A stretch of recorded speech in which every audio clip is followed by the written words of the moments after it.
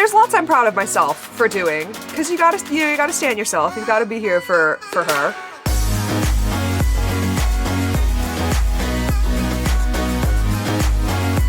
Very recently just finished my first TV writer's room. It's called Miracle Workers. It's been able to help me get health insurance, which is really nice. Quite honestly, that's all I'm looking for. Coming out to myself, to my family, friends, and then the world, because it's a really anxious thing, and it's not just like a walk in the park. So yeah, I'd say I'm most proud of myself for being myself.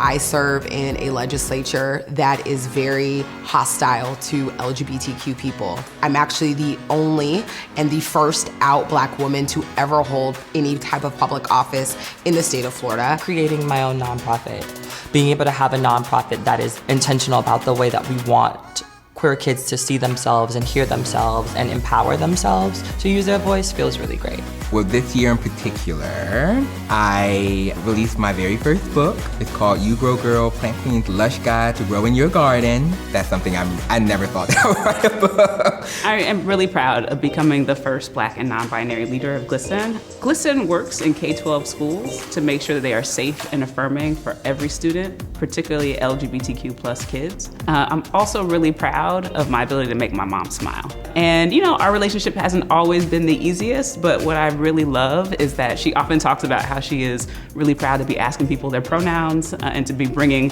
LGBTQ plus issues into all of her conversations wherever she can. The thing I'm most proud of, at least recently, is working on Deaf-U. It's a docu-series that I created, which is now on Netflix, and it follows 6 deaf students at Gallaudet University, the world's only deaf university.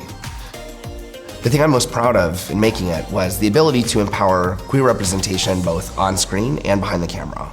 I am truly proud of the work that I'm doing on my own show that I'm working on with 2 of my friends. It's called No Rice. The show is about us tackling our own identity issues that we've come up against because of the society we've grown up in. In 2021, I published my first book, Black Girl Call Home, and a big staple in the book was coming to terms with sexuality. Not just being a Black girl who called home, but a Black queer woman. Choosing to live and not simply exist, choosing to share my voice and not be silent, because I don't think people realize it's not always easy. I just introduced my partner to my family, and they've all accepted him with open arms, and that's just something that is so cool, and I never thought in a million years that it was gonna be like that. I'm very proud of myself for finally making music, and specifically my music video, Orange Wine. It is so gay. I think overall I just feel for the first time very safe and comfortable in my own skin. I do this segment on Jimmy Kimmel Live called For Tell It Like It Is, which is me standing in front of a camera, dead-eyed, right to America, and I'm usually talking about something pertaining to gay issues. But whatever it is, I really take it as a valuable moment to reach the kind of people I grew up with. And I know there are other people like me who need to see someone like me. I'm so proud of the book that I wrote, How Do I Unremember This? It was really important to me that a young kid growing up in Ohio who was figuring out his sexuality would be able to read the book and maybe see a future that they didn't think was possible beforehand. I'm very proud of myself that I was finally able to write this book. I'm proud that I was able to talk about my relationship.